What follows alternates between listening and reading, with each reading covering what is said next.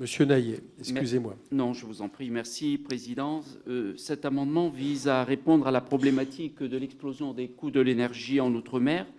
Le décret du 1er juillet 2022, modifié par un décret du 23 septembre 2022, a institué une aide visant à compenser la hausse des coûts d'approvisionnement de gaz naturel et d'électricité des entreprises particulièrement affectées par les conséquences économiques et financières de la guerre en Ukraine. Pour être éligible à cette aide, les entreprises doivent remplir deux conditions: être une entreprise grande consommatrice d'énergie, c'est-à-dire avoir des achats de gaz ou d'électricité atteignant au moins 3% de leur chiffre d'affaires de 2021, avoir subi un doublement du prix du gaz ou de l'électricité sur la période éligible, et enfin constater une baisse ou une perte d'excédent brut d'exploitation qui sera désormais appréciée soit à la maille mensuelle, soit à la maille des 3 mois de la période éligible, afin de donner davantage de flexibilité à l'entreprise. Il est dès lors indispensable que ces deux critères soient pris en compte et fassent l'objet d'assouplissements sur ce dispositif afin de répondre à la problématique de l'explosion des coûts de l'énergie outre-mer.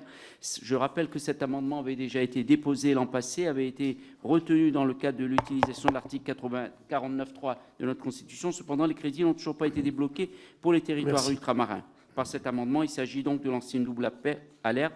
Non seulement les crédits pour 2023 seront attendus, et la situation reste particulièrement délicate pour nos entreprises. Merci, Monsieur Naillet, à qui je souhaite la Président. bienvenue, et je vous demande aux collègues de respecter la minute de parole. Monsieur le rapporteur.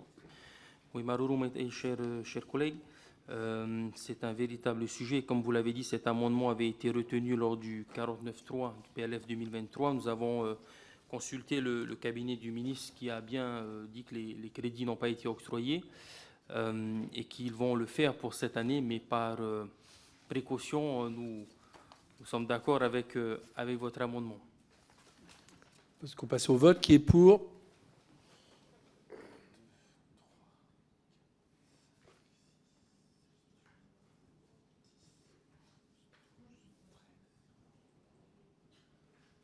C'est bon?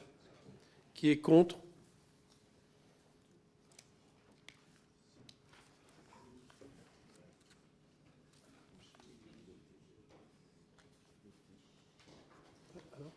Adopté.